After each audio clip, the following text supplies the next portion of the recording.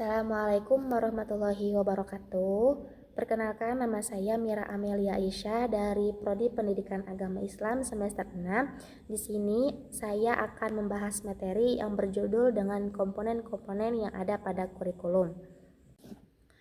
Sebagai pendidik atau mahasiswa pendidikan agama Islam, tentu kita sering mendengar apa itu kata kurikulum. Tapi sebenarnya apa sih yang bikin sebuah kurikulum itu berjalan? Nah, diibaratkan pembelajaran itu sebuah mobil.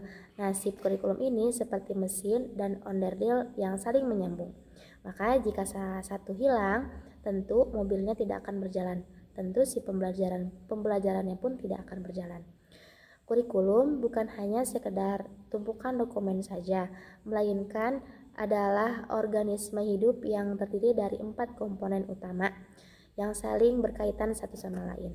Nah, hari ini kita akan membedah anatomi kurikulum pendidikan agama Islam, yakni dari mana kita harus memulai, apa yang kita harus bawa, kemudian bagaimana kita melangkah, hingga bagaimana kita bercermin. Yuk kita bahas bareng-bareng. Nah, komponen utama pertama dalam kurikulum itu ada tujuan. Tujuan dalam komponen kurikulum adalah arah, sasaran, atau hasil akhir yang ingin dicapai dari proses pendidikan. Nah, si tujuan ini mencakup perubahan tingkah laku, pengetahuan, keterampilan, dan sikap siswa yang diharapkan setelah mengikuti pelajaran. Komponen ini menjadi dasar utama bagi komponen yang lain, yaitu berkomponen pada isi, metode, dan juga evaluasi. Nah, dalam pendidikan agama Islam, tujuan ini adalah komponen paling fundamental karena ia bersumber dari nilai-nilai ketuhanan. Maka dari itu, ini adalah titik awal mau dibawa kemana sih siswa kita ini. Nah, dalam pendidikan agama Islam, tujuan ini juga bersifat multidimensi, yakni kita tidak hanya ingin siswa menjadi pintar secara materi, tetapi juga memiliki akhlak yang baik. Secara teoritis, kita membagi tujuan menjadi 3 ranah, yaitu yang pertama pada aspek kognitif, yakni pengetahuan tentang ajaran Islam. Yang kedua pada aspek afektif, yakni tentang internalisasi nilai dan keimanan. Yang ketiga ada aspek psikomotorik, yakni keterampilan dalam beribadah. Contohnya, saat kita mengajarkan materi kejujuran, tujuannya bukan cuma agar siswa hafal definisi jujur saja, tetapi agar mereka merasa gelisah jika berbohong. Nah, dan berani mengakui kesalahan saat melakukan kehilafan di sekolah. Inilah pembentukan karakter yang sesungguhnya. Jadi secara teknis, tujuan ini juga diturunkan dari standar kompetensi lulusan hingga menjadi tujuan pembelajaran yang spesifik di kelas.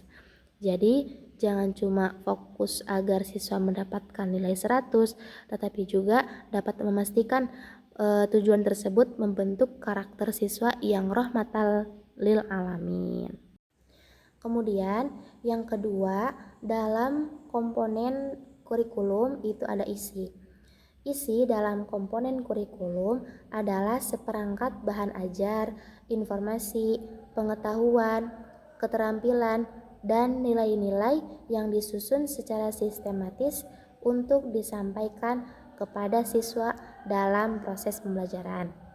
Nah, si komponen ini berfungsi sebagai inti pengalaman belajar yang harus dikuasai agar siswa itu dapat mencapai tujuan pendidikan yang telah ditetapkan.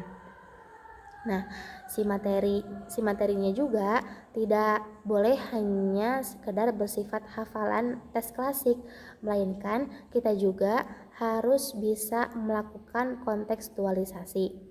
Contohnya dalam materi PAI saat mengajarkan sejarah kebudayaan Islam atau SKI, kita tidak hanya menghafal tahun perangnya saja, tetapi kita sebagai guru harus bisa mengajarkan bagaimana sih strategi kepemimpinan Rasulullah yang bisa diterapkan siswa agar mereka juga bisa menjadi ketua OSIS atau pemimpin di masa depan sesuai dengan strategi kepemimpinan Rasulullah. Atau pada contoh yang lain seperti membahas fikih muamalah. Dengan fikih muamalah, coba kita bisa memasukkan materi tentang e-commerce atau hukum pay letter, atau juga bisa ketika kita membahas akhlak, membahas materi tentang etika kita di dalam media sosial atau tentang cyberbullying, itu juga bisa ya. Jadi si kurikulum itu juga harus bisa fleksibel, tetapi tetap berpegang kepada wahyu dan juga menyambung dengan tantangan zaman digital di zaman sekarang. Selanjutnya, dalam komponen kurikulum itu ada strategi.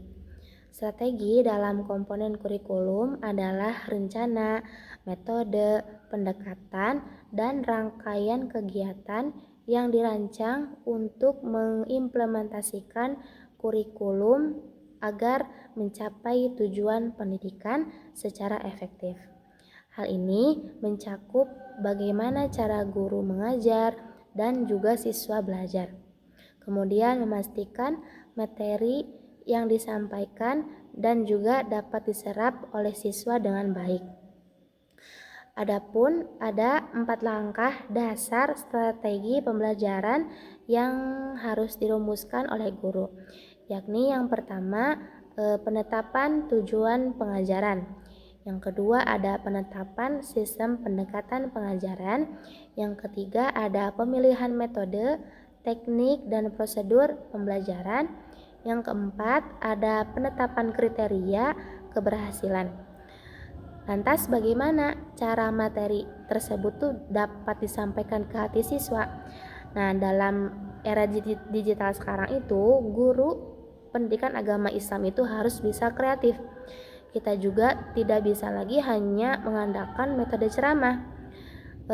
Strategi yang efektif dalam metode pembelajaran itu ada student center. Jadi si guru berperan sebagai fasilitator. Contohnya untuk materi sejarah kebudayaan Islam, alih-alih menyuruh siswa menghafal tahun, kita sebagai guru bisa meminta mereka melakukan role playing atau bermain peran, atau juga bisa membuat proyek video dokumenter pendek menggunakan AI. Ketika siswa terlibat langsung, tentu materi akan lebih membekas di memori mereka. Terakhir, dalam komponen kurikulum itu ada evaluasi. Evaluasi dalam komponen kurikulum adalah proses sistematis, terukur, dan terstruktur untuk menilai efektivitas, relevansi, dan efisiensi kurikulum dalam mencapai tujuan pendidikan. Hal ini mencakup penilaian terhadap komponen tujuan, isi atau materi, metode, dan hasil belajar untuk perbaikan kurikulum yang sedang dikembangkan maupun dilaksanakan. Tujuan dari evaluasi ini adalah dapat memberikan umpan balik atau feedback strategis bagi perancang dan pelaksana kurikulum untuk meningkatkan kualitas pendidikan dalam pendidikan agama Islam. Jadi, evaluasi juga bukan hanya soal ujian akhir semester atau angka-angka di kertas. Nah, kita juga harus bisa mengenal evaluasi secara autentik. Contohnya seperti menilai materi sholat. Guru tidak hanya memberikan soal pilihan ganda tentang rukun sholat, tetapi guru juga bisa melakukan observasi langsung, yakni apakah si siswa ini bisa melaksanakan sholat secara berjamaah dengan tertib, atau bagaimana dengan kedisiplinannya, atau guru juga bisa memberikan tugas proyek membuat video tutorial ibadah. Nah, si evaluasi juga harus bisa mencerminkan perubahan perilaku siswa, bukan sekedar skor akademik. Evaluasi kurikulum juga membantu memastikan bahwa pendidikan yang diselenggarakan tetap relevan, efisien, dan efektif bagi peserta didik. Jadi kurikulum ini memiliki 4 komponen. Yang pertama ada tujuan, yang kedua ada isi atau materi, yang ketiga ada strategi, yang keempat ada evaluasi. Nah, 4 komponen kurikulum tersebut diibaratkan satu tubuh yang saling terhubung. Kalau misalkan tujuan itu adalah kepalanya, yakni menentukan kemana arah kita melangkah. Kemudian ada isi atau materi adalah beban yang kita bawa di pundak, yakni harus sesuai dengan tujuan tadi. Kemudian ada strategi, adalah langkah kaki kita seberapa cepat atau efektif kita sampai ke tujuan, sangat bergantung pada cara kita berjalan. Kemudian ada evaluasi adalah mata kita sendiri, diibaratkan adalah mata kita, yakni berfungsi untuk melihat apakah langkah kita itu sudah benar atau justru salah arah. Jika tujuan kita adalah membentuk siswa yang jujur, tapi materi yang diberikan hanya hafalan teori dan evaluasi hanya ujian kertas, maka kurikulum tersebut tidak akan menyambung. Keempatnya harus bisa selaras. Tujuan yang mulia harus didukung materi yang relevan, disampaikan dengan strategi yang seru, dan diukur dengan evaluasi yang nyata. Jika satu saja itu tidak sinkron, maka proses pembelajaran tidak akan mencapai hasil yang maksimal. Kesimpulannya, dari komponen kurikulum adalah kurikulum bukan hanya sekedar kumpulan materi, melainkan sebuah sistem terpadu yang terdiri dari 4 pilar utama. Yang tadi sudah kita sebutkan ya, ada tujuan, isi, strategi, dan juga evaluasi. Nah, keempat tersebut harus memiliki hubungan fungsional yang tidak dapat dipisahkan. Keberhasilan kurikulum sangat bergantung pada keselarasan antar komponennya. Jika tujuan menginginkan perubahan perilaku atau akhlak, maka strategi yang digunakan harus berbasis keteladanan, terus juga materi harus kontekstual, dan juga evaluasi harus bersifat autentik atau melihat praktik nyata. Ketimpangan pada salah satu komponen akan menyebabkan kegagalan sistem pendidikan secara keseluruhan. Mungkin cukup sekian yang dapat saya sampaikan, kurang lebihnya mohon dimaafkan. Terima kasih yang sudah menyimak. Wassalamualaikum warahmatullahi wabarakatuh.